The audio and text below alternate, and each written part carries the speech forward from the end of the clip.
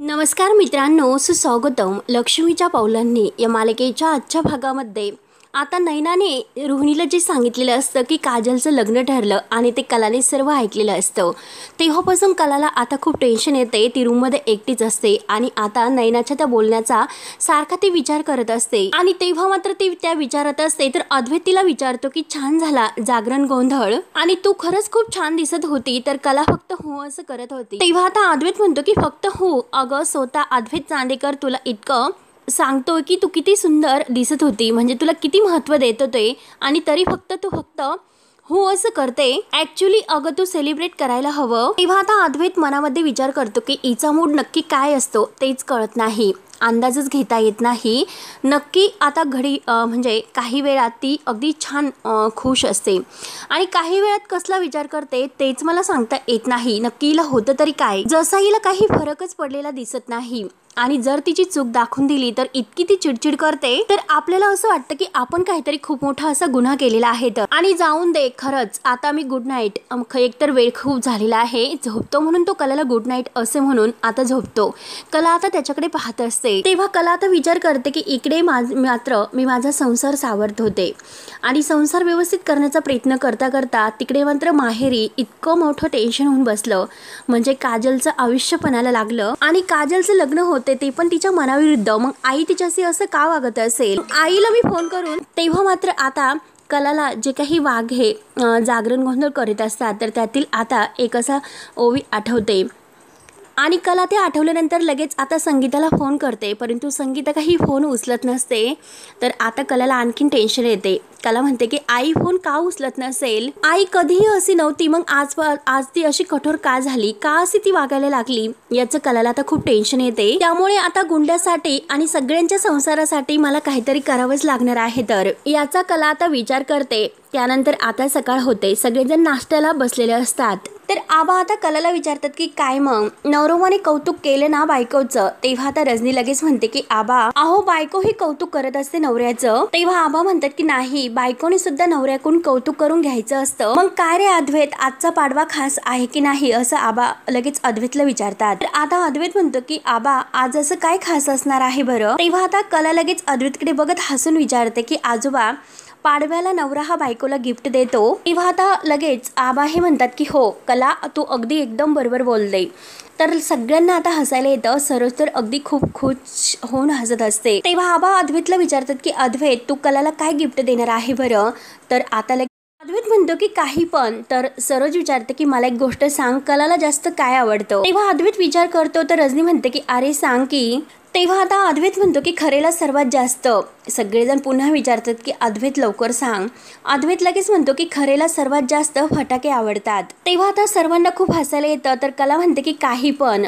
अद्वैत म्हणतो की हो सर्वात जास्त फटाके खूप आवडतात, ते खूप रिस्क आहे आणि ती जर चिडली तर फटाकेसारखी आणखीनच अगदी चिडेल आणि अगदी जोरात बॉम्ब फुटेल, त्यामुळे नकोच. त्यावर आता कला म्हणते की आला मोठा, गिफ्टचं काय आहे ते बोल लवकर. सरोज म्हणते की हो बोल. तर लगेच आता अद्वैत लगेच म्हणतो की अगं खरे बोल ना, तुला काय मागायचं आहे ते बोल, मी लगेच देतो. तेव्हा सरोज सुद्धा हसून कलाला म्हणते की कला माग लवकर. तेव्हा आता कलाला हसू येतं. तेव्हा आता कला म्हणते की हो माझं जे काही हस्तखेळतं कुटुंब आहे तर तेच माझ्यासाठी आयुष्यभराचं गिफ्ट असेल. तेव्हा आता अद्वैत हसतो आणि म्हणतो की वाचलो, मला तर असं वाटलं होतं की आता ही काय मागते तेच कळणार नाही. तेव्हा आता कला लगेच उठते आणि अद्वैतला मारायला सुरुवात करते. तर आबा म्हणतात की काय सगळेजण हसत असतात, परंतु आता ह्या सगळ्यांचा हस्तखेळतं कुटुंब बघून आता रोहिणीचा खूपच जळफळाट होत असतो. ती मनात आता अगदी रागाने कलाकडे बघत म्हणते की ह्या कलाला आणि अद्वैतला सगळेजण अगदी विचारतात त्या घरातील आबांना, या दोघं सोडून दुसरं कोणीही दिसत नाहीत. त्यानंतर मात्र आता आबा हे रजनीला म्हणतात की सुवर्णाला तू सांग की नैनाला आतमध्ये नाश्ता नेऊन दे. तेव्हा आता लगेच कला म्हणते की थांबा मी नेऊन देते. तेव्हा आता आबा म्हणतात की हो कला तू नेऊन सुद्धा दे तिला नाश्ता आणि तिची जरा समजूत सुद्धा काढ आणि तिला तू सांग की असं काही वागू नकोस. तेव्हा आता कला नाश्ता घेत असते आणि म्हणते की या निमित्ताने तर मला आता नैनाताईशी काजलबद्दल बोलता सुद्धा येईल, कारण काजलबद्दल नैनाताईलाच माहिती आहे. त्यानंतर आता नैना बाहेर कोणी येण्याची वाटच पाहत असते, कोणीतरी तिला खायला घेऊन येईल असे तिला वाटत असते आणि ती अगदी चिडून म्हणत असते की या ना कोणीतरी. ला घेऊन एकतर केव्हाची भूक लागलेली आहे तेव्हा आता कलाही तिला आल्याचं समजते। ती लगेच आता नाटक करत लगेच सोफ्यावर बसते आणि तेथे आपलं डोकं जोरात अगदी आदळून घेत असते आणि म्हणते की मला नाही जगायचं। आता हे नाटक असतं तिचं कलाला दाखवण्यासाठी। तेव्हा आता कला ही सर्व पाहते आणि तिला तर हे बघून आता धक्काच बसतो। तर नैना आता मुद्दाम नाटक करत म्हणते की मला नाही जगायचं, मला माझा नवरा हवा आहे, मला दुसरं काही नको। आणि तेवढ्यात कला आता तिचा अगदी हातमध्ये घालते आणि तिला थांबवते आणि शांत करते, म्हणते की हे बघ असं काही करू नको। म्हणून आता ती नैनाचे हात धरते। तर लगेच नैना म्हणते की कला अगं हे काय करतेस, आणि अगदी रागाने कलाचे हात सोडते आणि म्हणते की माझे हात सोडून दे, तुला सांगून कळत नाही, एकदा मी सांगितलं की मला जगायचं नाही म्हणून, मला फक्त आणि फक्त माझा नवरा हवा आहे। तर आता नैनाच्या ह्या अगदी मोठ्या आवाजाने घरातील सगळेजण बाहेर येतात। तेव्हा आता नैना अगदी मुद्दामच गोंधळ घालत असते आणि जर तुम्हाला हे मान्य नसेल तर आत्ताच्या आत्ता या घराच्या पायरीवर डोकं आपटून मी जीव देते। तेव्हा आता कलाला राग येतो। कला नैनावर रागवते आणि म्हणते की हे बघ सणासुदीच्या दिवशी तू असं वागू नकोस। तेव्हा नैना म्हणते की कसला सण आणि कसलं काय, पाडव्याच्या दिवशी माझा नवरा माझ्या बरोबर नाही, मग काय आणि कोणता सण मी साजरा करू, आणि तुला बोलण्यासाठी काय जातं, तू तर मजेत आहे, इथे मात्र माझा नवरा माझ्यासोबत नाही। आणि आता मात्र जर माझा नवरा येथे आला नाही तर मी माझं डोकं आपटून स्वतःचा जीव देईल, माझ्या नवऱ्यासाठी मी काही पण करू शकते। तेव्हा आता आबांना खूप राग येतो। आबा लगेच आता जोरात नैनावर ओरडतात। आबा म्हणतात की नैना हे कसला वेडेपणा, आणि चल हो घरामध्ये। तेव्हा आता ही नैना आबांना सुद्धा मान देत नाही, आबांचा अपमान करत म्हणते की आबा मला त्या घरामध्ये यायचं नाही, जेथे माझा नवरा माझ्या सोबत नाही तर तेथे मी घरात येऊन काय करू ते सांगा, माझ्या आयुष्याला काय अर्थ आहे बरं, जर माझा नवरा माझ्या सोबत नसेल तर आयुष्यामध्ये मला हे काही नको, मी नाही जगू शकणार।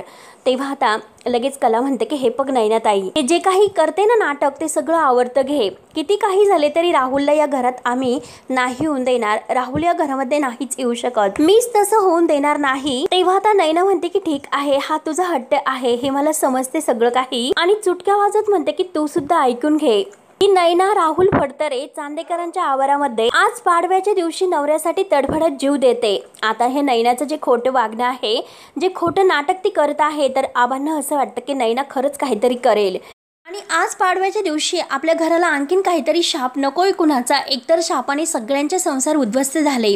म्हणून आता आबा हे नैनाचं म्हणणं मान्य करायला तयार होतात। नैना आणखीन शाप देते। नैना म्हणते की या घरामध्ये म्हणजे घरावर जो शाप आहे तो कधीही संपणार नाही, उलट जे काही आहे तर ते आणखीन गुंततच जाईल, आणि ह्या पुढच्या 7 पिढ्या सुद्धा यामध्ये गुरफटून निघतील। आणि 7 पिढ्या काय म्हणते मी, अगदी म्हणजे आज जी काही पिढी आहे तर ती पिढी सुद्धा शेवटची ठरेल। आणि आता हे शब्द काय तर माझा शाप आहे, आज मात्र आता ही जी काही शेवटचे मी तुम्हाला शाप देत आहे तर तो शाप मात्र नक्की ठरेल, एका सुवासिनीचा आज मात्र हा तुमच्या सगळ्यांसाठी शाप आहे। तर तेव्हा आता अद्वैतला खूप राग येतो। अद्वैत लगेच आता नैनाला म्हणतो की स्टॉप इट नैना, काहीतरी अभद्र असं बोलू नकोस, काय बोलते तू हे सर्व।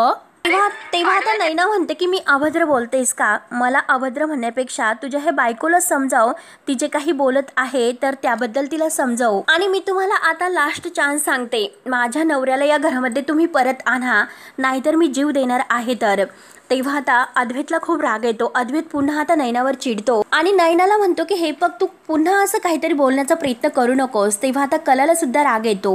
कला म्हणते की नैनाताई वेडी आहेस का तू, काय बोलते हे सर्व, परंतु आबांना आता नैना खरंच जीव देईन असं वाटते, म्हणून आबा लगेच म्हणतात की हो थांबा नैना थांब। आबा खूप घाबरतात आणि म्हणतात की कुणाचाही तळतळाट चांदेकरांच्या माथी नकोय, त्यापरीस फक्त राहुलला या घरामध्ये आलेलं बरं राहील, म्हणून आबा राहुलला घरात येण्याची परवानगी देतात। तेव्हा आता नैना आणि रोहिणी या दोघींना खूप असा आनंद होतो, परंतु कलाला आता धक्काच बसतो आणि अद्वैतला सुद्धा। तेव्हा कला म्हणते की आजोबा तुम्ही हे काय करतात, तर आबा म्हणतात की हे बघ कला, अगं राहुलला आपण घरामध्ये येऊन त्याला आपल्या ताब्यामध्ये ठेवू शकतो, त्याच्या मनाने कोणतंही आपण कारस्थान त्याला करून देऊ शकत नाही, इतका जो काही तळतळाट नैना देते तर त्या तळतळाटामुळे मला चांदेकरांचा जीव धोक्यात घालायचा नाही, त्यासाठी मी हा निर्णय घेतला की राहुलला या घरामध्ये येऊन देत। आबा हे नैनाला घरामध्ये जाण्यासाठी सांगतात आणि असं सणाच्या दिवशी काही एक बोलू नकोस, मी राहुलला फोन करतो, म्हणून आता आबा हे राहुलला फोन करायला घेतात। तर कलाही आजोबांना म्हणते की प्लीज आबा थांबा, आणि आता हे आबा राहुलला फोन करून बोलावून घेतात आणि त्याला ताबडतोब घरी येण्यासाठी सांगतात। तेव्हा राहुल तर घरी यायला तयारच असतो। आता आबा हे राहुल घरी येतोय असं सांगतात तेव्हा रोहिणी आणि नैना यांचे चेहरे मात्र लगेच खुलतात आणि शेवटी नैनाला आतमध्ये घेऊन जातात। तेव्हा आता कला विचार करते की मी नैनाताईला काजलबद्दल मला विचारायचं होतं, परंतु तिने हे सर्व काय करून ठेवलं तर मला काजलबद्दल कसे कळेल म्हणून कलाला खूप टेन्शन येते। त्यानंतर आता इकडे काजलसुद्धा टेन्शनमध्ये असते, कारण आता ज्या मुलाबरोबर तिचं लग्न जमलेलं आहे तर तो मुलगा तिला येऊन त्रास देतो। हे मात्र आता आईबाबांना सांगू की नको आणि कसं सांगू याचा आता तिला आणखीनच विचार येतो। तर दिनकर आता बाहेर बोलत असतो फोनवर आणि तेवढ्यात मात्र आता हा मुलगा ज्या काजलचं ज्याच्याबरोबर लग्न ठरलेलं आहे तो दिनकरला नमस्कार करत लगेच तेथे येतो आणि नमस्कार सासरे बुवा म्हणून आता दिनकरच्या पाया पडतो आणि आता शुभ दीपावली सुद्धा म्हणून शुभेच्छा देतो। तेव्हा मात्र आता लगेच दिनकर सुद्धा म्हणतो की हो हो तुम्हाला सुद्धा शुभ दीपावली। दिनकर विचारतो की तुम्ही इतके अचानक, तर आता हा मुलगा म्हणतो की मी अचानक नाही तर फराळ घेऊन आलो आणि काजल कुठे आहे, दिवाळीचं फराळ घेऊन आलो। तेव्हा आता दिनकर काही उत्तर देत नसतो तर हा म्हणत असतो की ती माझी बायको होणार आहे आणि मी तिला कुठे आहे ते विचारू तर शकतोच आणि तिला बोलवा। तेव्हा दिनकर म्हणतो की ठीक आहे मी तिला बोलावून घेऊन येतो, म्हणून दिनकर आता आत जातो। दिनकर आतमध्ये आल्यानंतर काजलला म्हणतो की हे बघ ज्यांच्याबरोबर तुझं लग्न ठरलेलं आहे तर ते पाहुणे आलेले आहेत बाहेर, चल ते तुला बोलावतात। तेव्हा काजलला तर आणखीनच ती भीतीने घाबरलेली असते आणि त्यात म्हणजे आता तो पुन्हा बाहेर आला हे ऐकून मात्र काजलला आणखीनच धक्का बसतो। दिनकर म्हणतो की जा काजल तुला ते बोलावतात। तेव्हा आता दिनकरचं ऐकून काजल घाबरतच बाहेर येते। तर आता ती बाहेर आल्यानंतर आता हा मुलगा तिच्याकडे पाहत असतो। आता तो मुलगा काजलला म्हणतो की तू साडीत सुद्धा खूप छान दिसते आणि अशी सुद्धा छान दिसते, मला तर असं झालं कधी माझं तुझ्याशी लग्न होते असं झालेलं आहे। तेव्हा आता या काजलला ह्या मुलाचा खूप राग येत असतो, पण तरी सुद्धा आता ती शांत बसते, त्याच्याकडे अगदी ढोंकून सुद्धा ती पाहत नाही आणि हे बघ ना अगं दिवाळीचं फराळ मी तुझ्यासाठी घेऊन आलो, चकली लाडू करंजा वगैरे सगळं काही घे, अगं तुझ्यासाठीच आणले। तेव्हा आता तो मुलगा ती जी काही टोपली आहे तर ती काजलच्या हातात देतो। काजल तरी सुद्धा त्याच्याकडे वर डोळा करून सुद्धा पाहत नाही आणि हे बघ पुढच्या वर्षी मात्र दिवाळी सण आपण एकत्र साजरा करायचा, तुम्हाला उठणं लावायचं, मला आंघोळ घालायची आणि चल आता हॅपी दिवाळी तुला पुन्हा एकदा। काजल तरी सुद्धा त्याच्याकडे पाहत सुद्धा नाही आणि बोलत सुद्धा नाही, असे बोलून आता हसतच तो निघून जातो। तर दिनकर आता बाहेर येतो, काजल शांत उभी असते। तेव्हा दिनकर आता काजलला म्हणतो की तू शांत हो, काही टेन्शन घेऊ नकोस, मी आलोच बाहेर जाऊन। तेव्हा आता दिनकर बाहेर जातो, काजल लगेच आता धावतच आत येते। आता दिनकर घाईने आतमध्ये आल्यानंतर ती खूप घाबरलेली असते आणि दरवाजा बंद करून घेते। जर तो मुलगा पुन्हा आला, एकतर घरामध्ये कोणी नाही, मग एकटीच मी घरामध्ये आहे तर काय करू, तर त्याने काही अगदी बरं वाईट केलं तर मग मी काय करणार, म्हणून तिच्या डोळ्यामध्ये पाणी येते, ती खूप घाबरलेली असते। दरवाजा बंद करून डोक्याला हात लावून ती उभी राहते आणि तेवढ्यात मात्र जोरजोराने दरवाजा वाजत असतो। आता नक्की कोण असेल म्हणून आता पुन्हा दरवाजा वाजतो। तेव्हा लगेच आता काजल घाबरत दरवाजा उघडते, परंतु कलाताई असते। आता कलाताईला बघून काजलच्या जीवात जीव येतो। काजल इतकी घाबरलेली बघून आता कला इकडे तिकडे पाहते, नक्की आता हिला इतकं घाबरलायला काय झालं असेल, म्हणून मात्र आता कला ही शांत असते, काजलकडे पाहतच असते। आता कला आत येते आणि विचारते की काजल अगं गुंड्या काय झालं, तू इतका वेळ का लावला दरवाजा उघडण्यासाठी आणि तू इतकी का घाबरलीस। तेव्हा आता लगेच काजल म्हणते की हे बघ अगं मी काम करत होते त्यामुळे मला घाम आला असेल। काजल मात्र आता खोटं सांगण्याचा प्रयत्न करत असते, परंतु कला आता बरोबर काजलचे हावभाव ओळखते। अगं मी तोंड धुवायला गेले होते म्हणून मात्र मला अगदी दार उघडण्यासाठी वेळ झाला, बाकी काही नाही। आणि घाबरतच ती थरथर कापत, तिचा हात अगदी थरथर कापत असतो आणि ती कलाला पाणी देत असते। आता कला बरोबर सगळं काही ओळखते। काजल म्हणते की कलाताई तू बस, मी तुझ्यासाठी चहा वगैरे करते, परंतु आता काजलचा चाललेला जो काही अगदी थरथर काप आहे तर तो मात्र कला बघते आणि डायरेक्ट कला तिचा हात पकडते। कला विचारते की काजल तू लग्न करते आणि मला एकाही शब्दाने तू का सांगितले नसेल, इतका तडकाफडकीन तू निर्णय लग्नाचा का घेतला असेल आणि मला का माझ्यापासून लपून ठेवले। तेव्हा लगेच आता काजल खाली मान घालते। कला तिला पुन्हा विचारते की मला एका शब्दाने सुद्धा तुला सांगावंसं वाटलं नाही का, तुला माझ्याशी बोलावंसं सुद्धा वाटलं नाही का याबद्दल। तेव्हा आता काजल सर्व सांगायला सुरुवात करते, म्हणते की तायडे तुला काय सांगू, सगळं काही चुकतं माझ्याबरोबर आणि हे बघ अगं तायडे मला आयुष्यामध्ये कधीही लग्न करायचंच नव्हतं, कधीच लग्न करायचं नव्हतं, छान छान असं आईबाबांच्या सोबत राहायचं होतं, त्यांचा सांभाळ मला करायचा होता आणि माझं लाईफ एकदम मस्त चालू होतं. आणि त्यानंतर माझ्या लाईफ मध्ये सोहम आला आणि त्यावेळेस जेव्हा आईला माझ्याबद्दल आणि सोहम बद्दल कळाले तेव्हा मात्र आता आईने लगेच रागाने मला काही न विचारता तडकाफडकी एक मुलगा अगदी बघितला आणि माझं लग्न लगेच ठरवलं. तेव्हा कला म्हणते की आईने लग्न असं कसं ठरवलं, तो मुलगा कोण आहे, तो मुलगा काय करतो, कुठला मुलगा आहे आणि मुळात म्हणजे तो मुलगा तुला पसंत आहे का, आणि गुंड्या हे सर्व काय चालू आहे, असं लग्न ठरतं का, आणि मला एक गोष्ट सांग, तू या लग्नासाठी होकार दिला का. तेव्हा काजल मात्र आता खोटं बोलते. काजल म्हणते की तायडे हे बघ, आता मला तो मुलगा पसंत आहे. आता मात्र कलाला माहिती असतं की काजल मुद्दाम हा निर्णय का घेते. आता दबावामुळे तिने हा निर्णय घेतलेला आहे. आता सोहमपासून जे काही अगदी तिला म्हणजे त्याला सोडायचं तर नसतं, परंतु आता जी काही बदनामी तिची झालेली आहे त्यासाठी मात्र ही या मुलाशी लग्न करायला तयार होते आणि कलाला सुद्धा स्पष्ट होकार देते. काजल म्हणते की मला आता लग्न करायचं आहे. तर आता कला विचारते की तू हे सर्व मनापासून बोलतेस का. तेव्हा आता लगेच काजल म्हणते की हो तायडे, मी हे सर्व काही मनापासूनच बोलत आहे. माझ्यामुळे आईबाबांना मान खाली घालावी लागते, म्हणून माझ्यामुळे आईबाबांना कोणतेही आरोप त्यांच्यावर नकोय आणि माझ्यामुळे त्यांची जी काही बदनामी होते ते सुद्धा मला अगदी सहन होत नाही, म्हणून मात्र आता या लग्नासाठी मी तयार आहे. त्यानंतर मात्र काजल म्हणते की तायडे तू बस, मी तोपर्यंत चहा टाकते. तर आता कला ही म्हणते की सोहमचा विचार तू केलास का. अगं सोहमच्या विषयी तुझ्या मनामध्ये नक्की काय चालू आहे. तर काजल आता स्पष्ट शब्दात म्हणते की नाही, माझं त्याच्यावर प्रेम नाही. तेव्हा कला म्हणते की मला हे सगळं काही कळतं, कारण हे सगळं तू आईच्या प्रेशरमुळे म्हणालेले आहे. तेव्हा आता काजल म्हणते की हो. तर कला म्हणते की गुंड्या, अगं पण तुझ्या आयुष्याचा हा एक खूप मोठा प्रश्न आहे आणि तुला ते निभवायचं आहे, असे आता तिच्याकडे बघत मनात ती हे सर्व म्हणत असते. तेव्हा कला तिचा हात धरते आणि अगदी शांतपणे तिला तिथे बसवते आणि तिला समजावत म्हणते की हे बघ, आयुष्यभर मी तुझ्या सोबत असणार आहे, मी तुझी मोठी बहीण आहे. तर बघ, तुला जर या निर्णयापासून कधीही मागे फिरावंसं वाटलं आणि जर निर्णय घेण्याचं धाडस तुझ्याशी झालं नाही तर तू माझ्याशी बोलू शकते. मी मात्र तुझ्या पाठीशी खंबीरपणे उभी राहील आणि हे बघ, मी लढेल तुझ्यासाठी. तेव्हा आता कला ही प्रेमाने काजलला समजावते. काजलचे डोळे भरून येतात. आता मात्र तिची अगदी समजून घेणारं, तिचं मन जपणारं कोणीतरी तिला आधार देणं आलेलं असतं, ती म्हणजे कला.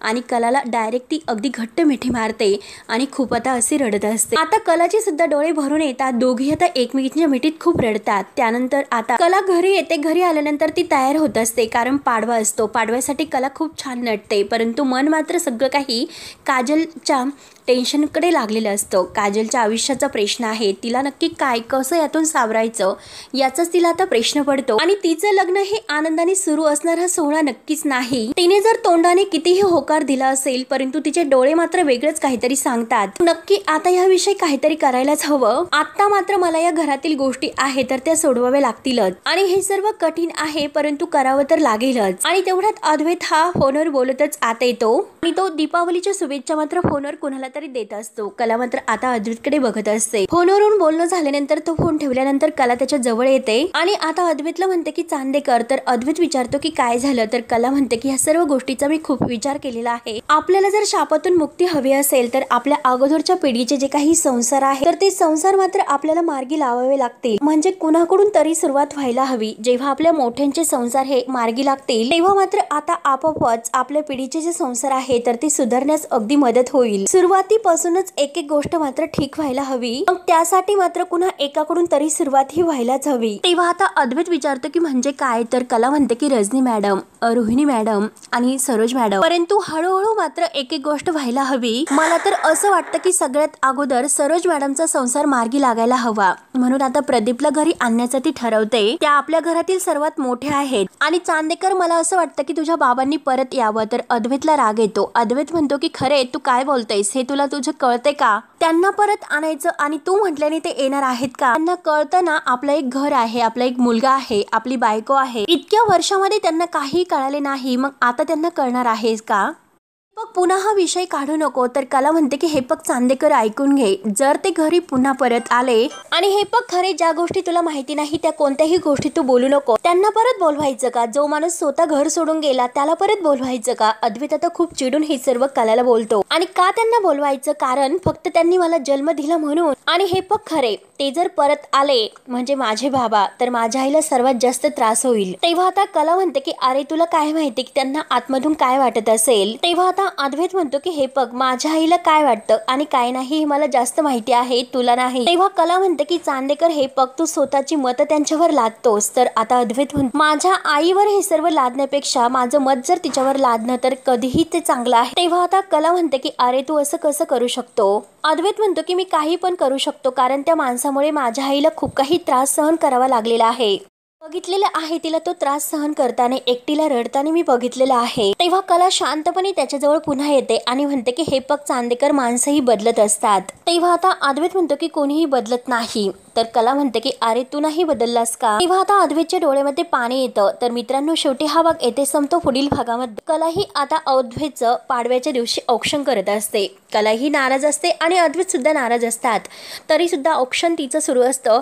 तिचा चेहरा पडलेला असतो. तेव्हा रोहिणी ओळखते नक्की यांच्यामध्ये काहीतरी सुरू झालेलं आहे. तर त्यानंतर मात्र नैनाही तयार होते आणि आबांना म्हणते की तुम्ही राहुलला बोलावलं किंवा नाही बोलावलं. आता आबा म्हणतात की मी त्याला फोन केलेला आहे. आणि तेवढ्यात राहुल दाराशी येतो आणि नैनाला म्हणतो की आलोच. त्यानंतर आता कला आणि अद्वैत काउन्सिलरकडे येतात. तर काउन्सिलर त्यांना म्हणतो की तुमचे डिव्होर्स अगदी जे काही आहे घ्यायचा त्याचे 6 महिने झालेले आहे, मग पुढे काय करायचं, काय ठरवलं तुम्ही? तेव्हा कला आणि अद्वैत म्हणतात की पण. तर काउन्सिलर म्हणतो की पण नाही आणि बन नाही, आता फक्त 2 दिवस आहे. 2 दिवसात तुम्हाला निर्णय घ्यायचा आहे. एकतर मी तुमची फाईल बंद करेल किंवा तुम्हाला डिव्होर्स देऊन मोकळा होईल. तेव्हा आता कला आणि अद्वैत दोघेही एकमेकांकडे पाहत असतात. तर मित्रांनो, आता पुढे काय होतं हे बघण्यासाठी आपल्या चॅनलला नक्की सबस्क्राईब करत राहा. धन्यवाद.